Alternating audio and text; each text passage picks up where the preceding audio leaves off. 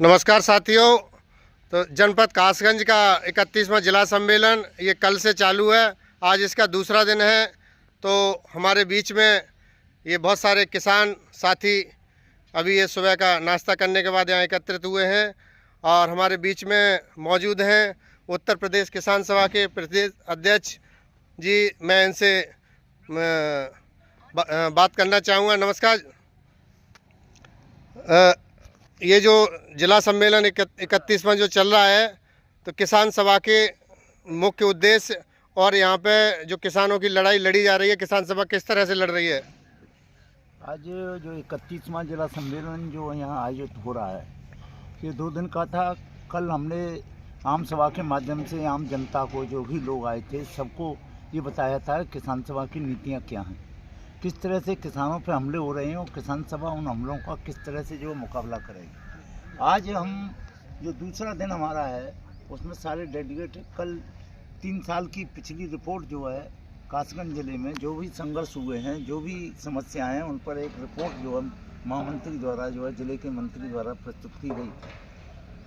आज उस पर जो है विभिन्न क्षेत्रों से आए हुए प्रतिनिधि जो है उस पर अपनी बात रखेंगे, बहस करेंगे और उसमें बताएंगे कि इस रिपोर्ट में इन सारी चीज़ों को जोड़ा जाए। इस ज़िले के फलाने क्षेत्र में जो है ये समस्याएं हैं, इन समस्याओं का प्रभाव कैसे आया है, सरकार की नीतियों की वजह से आया है।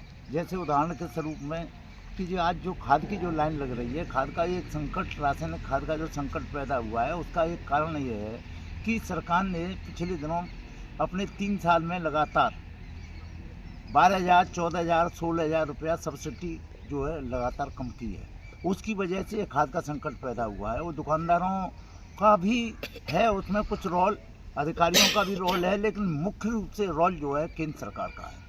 वो लगातार कम करती जा रही है और सरकार ने आगे आने वाले समय में एक काम और कर दिया है कि उन्होंने कहा है कि फार्मर जितने भी किसान हैं वो अब फार्मर रजिस्ट्री कराएं। फार्मर रजिस्ट्री का मतलब है अपनी सारी कुल ज़मीन को जो है दर्ज करें और सरकार ये तय करेगी कि 1 बीघा ज़मीन में कितना खाद हम दे सकते हैं, उतनी ही खाद सिर्फ उसको मिलेगी। शेष खाद जो है उसे बाजार मूल्य पर, जिसकी कीमत लगभग 4,000 रुपया DAP की कट्टा की होगी और यूरिया की कट्टा की कीमत करीब 2800-2900 रुपया होगी, वो उस हिसाब से उसे लेना पड़ेगा।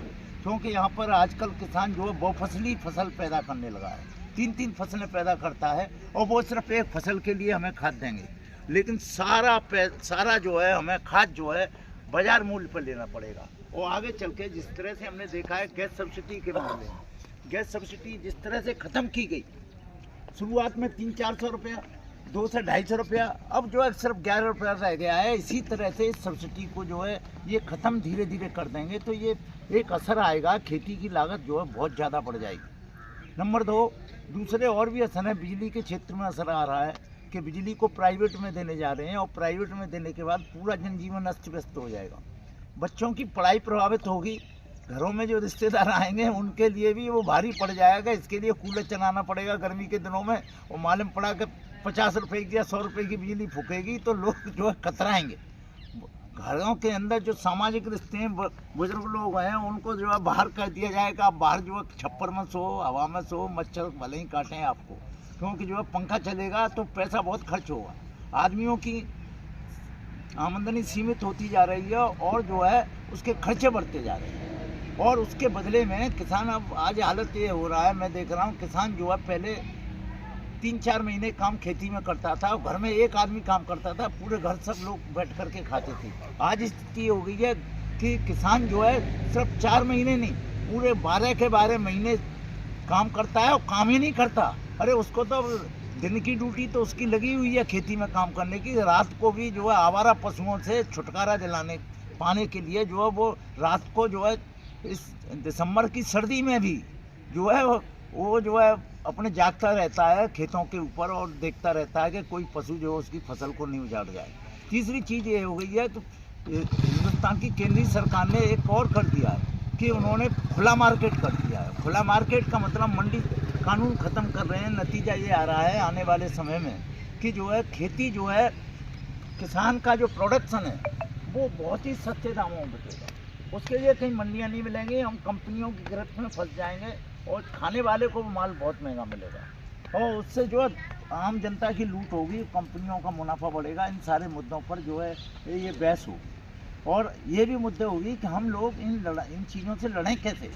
सबसे पहले हमारे बीच में जो सबसे बड़ी चीज़ है कि ऊंच नीच की जो खाई है, ऊंच नीच की खाई को भी हमें जो है एजेंडे के रूप में लेना पड़ेगा कि हमारी एकता को तोड़ने में ये बाधक है। तमाम नेतागण जो बुर्जुआ पार्टियों के नेतागण हैं वो आते हैं और लोगों को जाति आधार पर जो भड़का के कोई पीडीए की बात करेगा, कोई एससी की बात करेगा, कोई किसी बात करेगा, वो किसान और मजदूरों की एकता नहीं बनने देते। तो ये लड़ाई किसान सभा की आने वाले समय में लड़ाई भी होगी कि कहीं दलितों पर अत्याचार होता है, उनके साथ असमानता की बात होती है, तो हम उसको इस लड़ाई में कूदें। दूसरा हमारा जो मुद्दा है वो है कि सरकार जो है आजकल के जो केंद्र और राज्य के अंदर जो सरकार बैठी है उसका एजेंडा बन गया है, धार्मिक एजेंडा बन गया है। ये धार्मिक एजेंडा ऐसा बना दिया है कि धार्मिक जो अल्पसंख्यक हैं, विशेषकर मुसलमान, उनके खिलाफ तो उन्होंने एक अभियान सा चला दिया है और हिंदुस्तान के अंदर एक ऐसी चीज़ पैदा कर दी है लोगों के अंदर कि मुसलमान जो है बहुत खतरनाक है, मुसलमान से दूर रहना चाहिए, मुसलमान को यहाँ से भगाना चाहिए, मुसलमान इस देश के नागरिक नहीं हैं। और इससे एक बेमनस्ता की खाई पैदा हुई है जिसकी वजह से उसका फ़ायदा जो बुर्जुआ पार्टी उठा रही है। तो हमें इस लड़ाई को भी लड़ना पड़ेगा, हमें उस इतिहास पे जाना पड़ेगा। हिंदुस्तान के अंदर अंग्रेजों के खिलाफ हम जो लड़ाई लड़े थे, चाहे 1857 में देखा हुआ बहादुर शाह जफर के नेतृत्व में वो लड़ाई लड़ी गई थी। आज वो लड़ाई हिंदुस्तान के, अब इंडिया गेट पे जाएं तो इंडिया गेट पे आप जब नामों को खुदा हुआ देखेंगे तो उसमें मालूम पड़ेगा 50% से ऊपर कहीं मुसलमानों की संख्या है, हिंदुओं की संख्या उससे कम मुसलमान नहीं है जो देश की आज़ादी के लिए उन्होंने कुर्बानी दी थी। तो आज ये कुर्बानी जो हम दी थी, उस समय हमने देश को आज़ाद कराया था, अंग्रेज चाहते थे फूट डालो राज करो। आज वही स्थिति जो है इस सरकार की बन गई है कि फूट डालो राज करो।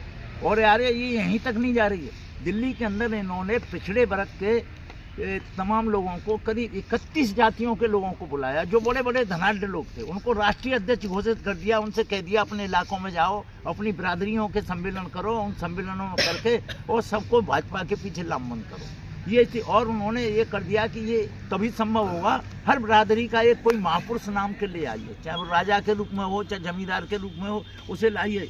ठाकुरों में राणा सांगा को ले आइए, आपके जो है लोधे राजपूत अवंती बाई को ले आइए, कोली समाज में जो है झलकारी बाई को ले आइए, राठौरों में जो तेली लोग हैं उनमें जो है दुर्गा प्रसाद राठौर को ले आइए। इस तरह से उन्होंने हर बिरादरी का एक एक नियुक्त कर दिया है। इन बिरादरियों के पीछे लामबंद करो।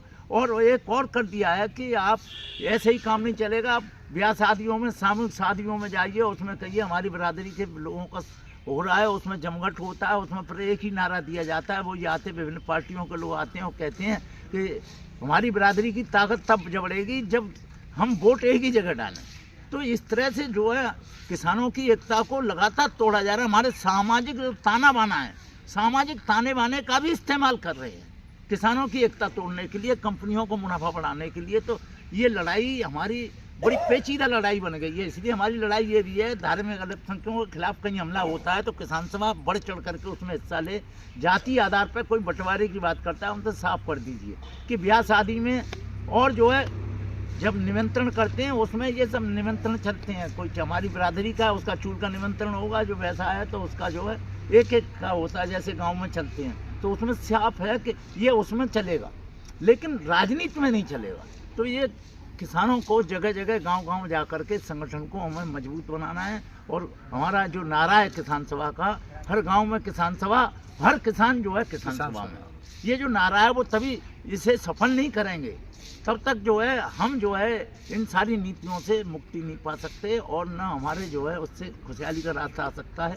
सरकार भले ही कहे कि हम तुम्हारी आमदनी दूनी कर देंगे, न्यूनतम मूल्य का सवाल है और न्यूनतम जो हमारा जो है समर्थन मूल्य है उसको वो घोषित नहीं कर रहे। हम सरकार कह रहे हैं कि स्वामीनाथन आयोग की रिपोर्ट को लागू नहीं कर रहे, लेकिन हिंदुस्तान के अंदर हमें ये भी बताना पड़ेगा एक ऐसा प्रदेश है जहाँ किसान सभा की मेंबरशिप सबसे ज़्यादा है, वहाँ पर दबाव है। वहाँ की सरकार ऐसी सरकार बनी है कि वो यहाँ पर जो है 2425 रुपये धान की कीमत देती है, वही सरकार 2300 देती है। वही सरकार जो है 3032 से जो है उसी मोटे धान का देती है। केरल के अंदर केरल की सरकार जो है किसानों को देती है कि लाभकारी समर्थन मूल्य जो है ये नहीं है जो सरकार घोषित कर रही है। उन्होंने और यही नहीं, उन्होंने जो है यहाँ पर बता रहे थे कि टमाटर की जो खेती होती है 2 साल में 1 साल तक लग गई और 2 साल जो है धान से नीचे आ जाते हैं लोग, जो नीचे घाटे में चले जाते हैं। तो वहाँ उन्होंने टमाटर, बैंगन, जो भी सब्जियां पैदा होती हैं, हर फसल के कीमत तय कर रखी है कि यदि ये बाजार में नीचे जाएगी तो सरकार नेफेड के माध्यम से उसको खरीदेगी और फिर कोऑपरेटिव सोसाइटियों के सेंटरों से उसको जो है सस्ती दर पर बंटवाएगी।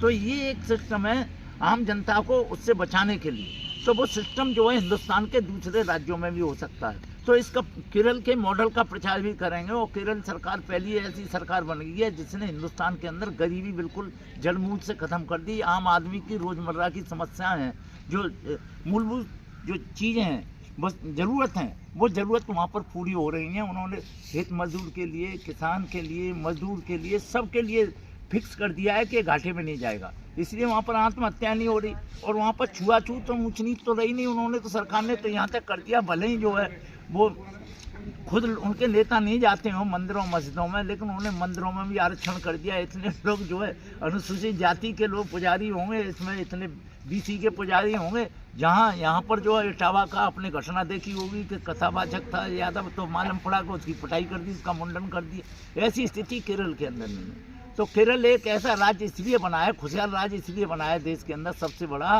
कि जो है वहाँ पर ये ऊंच नीच की लड़ाई ख़त्म हो चुकी है। वहाँ पर जो है ये जो धार्मिक, वहाँ पर तो ऐसा है 30% मुसलमान हैं, 30% ईसाई हैं, 40% हिंदू हैं।